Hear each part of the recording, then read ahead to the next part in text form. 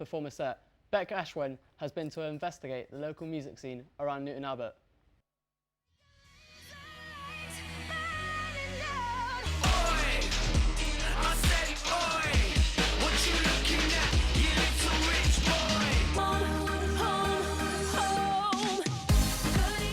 We all love chart-topping music, but how many of us actually stop to think about the music made in our local area?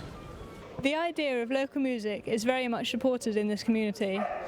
Lots of the people would encourage others to start making their own music. I like to support a venue that's supplying local music, yeah. I'd probably rather go and see the chart-topping bands, but if it was local then I might. It depends how good they were. I think I'd rather see a local artist because normally they're cheaper. This footage is from Lemonfest, a small music festival in Newton Abbot, set up to promote local music. In Exeter, Pippa Ragg-Smith is a music promoter at the Cavern Club. She says the most important thing for budding musicians is to go to as many gigs as possible and meet lots of other bands. Come in and ask us for a gig and you'll get one. That's the advice. We're right here. The other advice would be to come to as many gigs as possible and meet as many other bands as possible.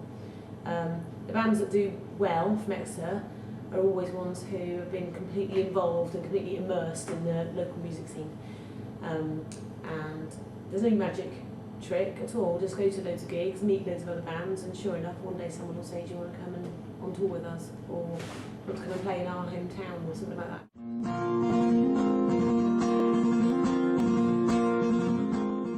Making connections with other musicians is very important.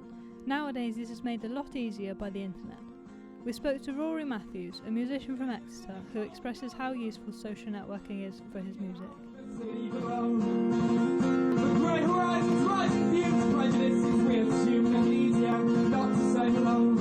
In terms of just kind of promoting the band, I use like the internet a lot and things like Facebook and websites like Bandcamp, and I used to use MySpace when that was kind of more of a thing than it is now.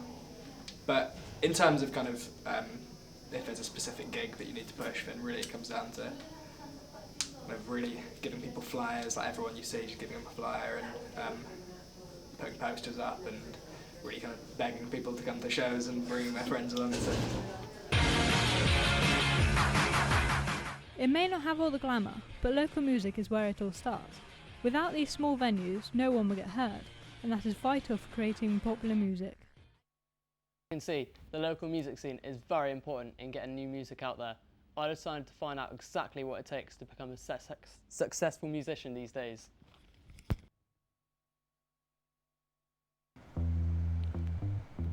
Hey guys, we're outside Project Music, just there.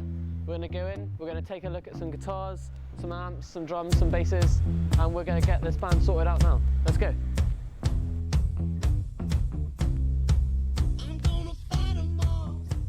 This is Project Music, which sells a massive variety of instruments, from guitars to drums. This also sells all of the amps and pedals and leads, which you need to get us started.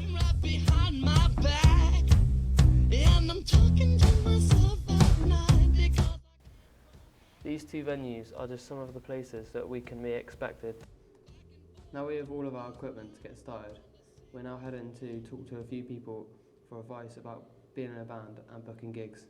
Play as many gigs as you can. If you're devoted to it enough and you want to do it, then nothing's impossible. What next, after getting our equipment and our songs written, what would you suggest we do? For a band? Yeah. Okay. So you get your equipment, that's good, because a lot of bands haven't even got that. And you got your songs written, that's good. You don't need hardly any to start off, you just need a couple of some good ones. You don't need like 15 songs for a gig or anything like that, you just need 4 or 5 good songs and you can get your first gig. The next thing to do is, if you want to be a live band, book a show. And the best way to do that is just to go to your local venue, which I guess is next to us here, and blag your way onto the bottom of the bill. We're gonna go and pick up a van, see how cheap we can get it. Let's go. This is the Exeter Van Auction, where you can buy second-hand vans at auction. We've been looking for a van so we can get our touring life started.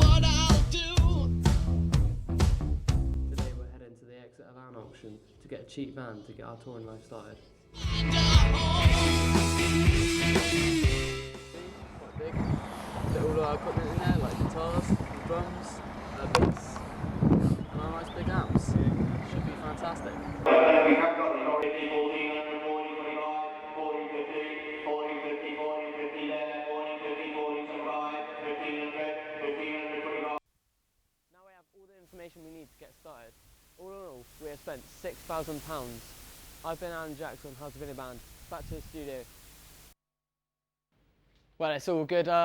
Be inside, out of the cold. I'm backstage on Crow's Nest with Robbie. How's it going, Robbie? I'm pumped to be there. Great.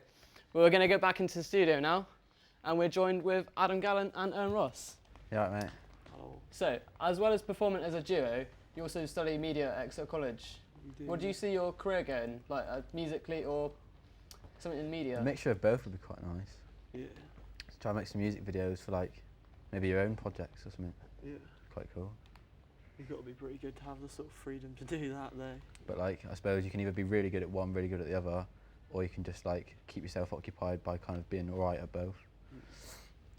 Yeah. So, how long have you both been playing guitar? Obviously, you both play instruments, so. What, together? No, how long have each of you been playing guitar? Like since I was about 12. Yes. Yeah, I think about 11 or 12. About 6 years. We've been playing together for like, what, a year? Yeah, about a year. So you say you're pretty successful at sort of No. pretty experienced at playing guitar then? Pretty good. Experience, yeah. Yeah. I just wouldn't say success. Not together. Successful. We just started. Yeah. Are either of you in bands, or are you kind of hoping to start a band one day, or? No, I've been in a few bands. Yeah, I've been in one. They've all been pretty poor. Yeah. But yeah. You're in a band as well, aren't you, I hear? Yeah, I am. Play bass at the moment. What's your band called? Sour Paradise. It's going pretty well. Sick. Cool. Sweet. Yeah. So, what do you think this course is going to take you, obviously, after the extra year? I don't fancy uni. I do. You do? Yeah. Do you? Might be a laugh. Yeah. Which uni? I don't know, it depends really about the grades. I don't know, like, I haven't looked into it, but yeah. No, I'm not too bothered about higher education.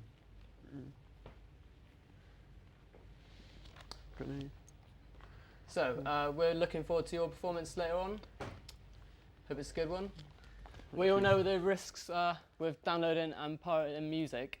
Our next story is in the form of a different type of piracy, in the form of smuggling. Our reporter, Bradley Carpenter, has been on a voyage of his own to find out more. Smuggling is seen as one of Devon's most light-hearted and romantic tourist attractions, and Teignmouth is no exception, where small boats can slip by unnoticed in the busy harbour or quiet coves. I'm here at Smuggler's Tunnel, Shoulden, Devon. This is one of the many known places for smuggling in the 18th to 19th century. A local businesswoman told us what Smuggler's Tunnel was originally used for. The original use, I believe, was in Napoleonic times. They bought limestone from Anstey's Cove and smelted it in the lime kiln at the top of the tunnel. Can you believe that over £900,000 of weight and tobacco have been through these tunnels? That's enough to fill the CCI building at Exeter College. We visited Teignmouth Museum, where historians Lynn Watson and Eileen Simpson told us why Devon was a good place to smuggle and how all classes were involved. There weren't that many large towns in Devon, so aside from Exeter and Plymouth, it would have meant that the sort of hold by the government or the officials was not that great. You know, it was remote still and quite isolated, and many of the gentry, the lords of the manor, were involved in smuggling. Somebody had to finance it, and so there was a natural progression. In 1700 to 1850, smuggling constituted one of Devon's main sources of wealth. It was a huge industry. Perhaps the majority of Devon's adult population active or profiting from it. But as smuggling really as romantic as it seems, it still happens today, but not in the form of rum, whiskey, tobacco and silks, mainly millions of pounds worth of drugs such as cocaine and heroin. Last year in an old trading estate in Torquay, cocaine with a street value of up to £3 million was found, proving ever more that smuggling is a lot closer to home. According to the Home Office, in 2009 to 2010, Class A drug seizures decreased by 15%, Class B decreased by 4%, and Class C rose by 16%. Ex-naval officer Angelo Di Tommaso was part of a Navy task force trying to stop smugglers before they get into British waters. He says it's hard to search suspect boats because the Navy needs permission from the country the boat has sailed from. Once the boat is boarded, all the crew members are rounded up. They would be handcuffed and the boat would be searched.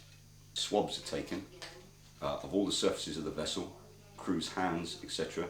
It's a machine not unlike which you'd find at an airport for tests for drugs, and if found to be positive, the vessel would then be followed until a statement of compliance came from the flag state, which meant that we could then go into destructive mode and basically rip out the internals of the boat to try to find the drugs. So, is smuggling really something to be proud of? I'm Bradley Carpenter, back to the studio. So you guys are going to play a cover of The View, Same Jeans? Yeah. Why'd you pick that song out of interest? I don't know, I just liked it a lot when I was younger, when I first started playing. Like, helped motivate me to play the guitar, I think. Yeah. So yeah, a lot of influence on me. What other kind of songs would you, if you had to play like two songs? I don't know, we like... Quite upbeat. Yeah, we like Arctic Monkeys, we like whatever Alex Turner's like doing, like with like Last Shadow Puppets and stuff. And Miles Kane. And Libertines. And we listen to like a lot of 60s stuff as well. Yeah. So, like the Beatles and stuff. Yeah, a lot of the Stones as well. Yeah. Good. Quite into my psychedelic rock. Weird stuff. Yeah. Lose myself. Yeah. I've been listening to a flower punk band at the moment. Yeah. Called Electric Moon. Black Lips. The Black Lips. Oh, Electric Moon as well, yeah, they'll get. Like hour-long songs. Yeah, all their songs like an hour long. So what are your inspirations, like band-wise stuff? Same as what you just said, really, wasn't it? Yeah, Stones. It's like probably my biggest obviously like Beatles inspiration. and then like onto like 90s, Oasis, Roses, Mark. Yeah, Oasis are quite a big band, well, they were very big. In their time. Huge, yeah. Got any favourite songs by Oasis? Morning Glory. But as promised, our performance from Adam Gallen and Ross, The View, Same Jeans.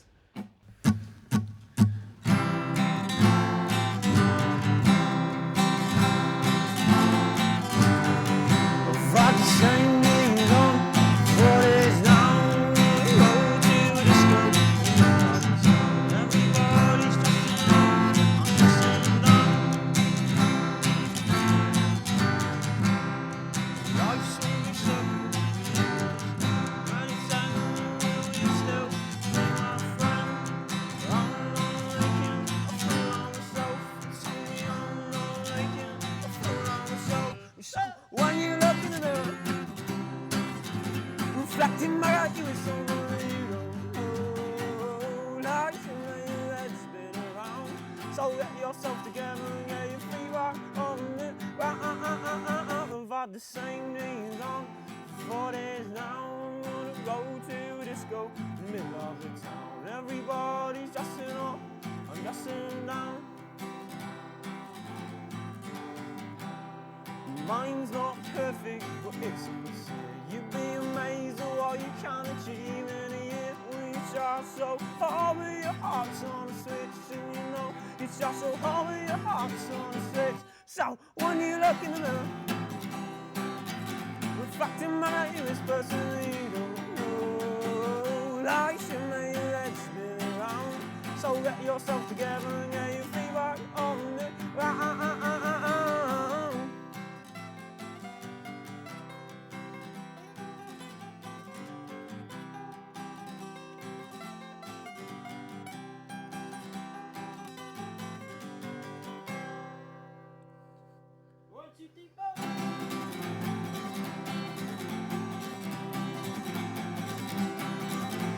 Same jeans on 4 days now, everybody just know I'm dressing down. I'm not making a fool of myself, so believe me, baby, I can't tell. Same jeans on 4 days now, everybody just know I'm dressing down. I'm not making a fool of myself, so believe me, baby, I can't tell.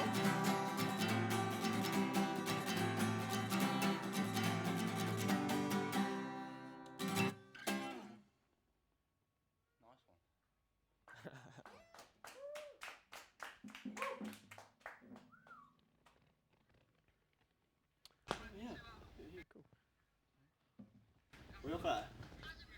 This is the chatty stuff now with no noise. Well, unfortunately, that's all we have time for tonight. I've been the Crow, and this has been Crow's Nest. Good night, everyone.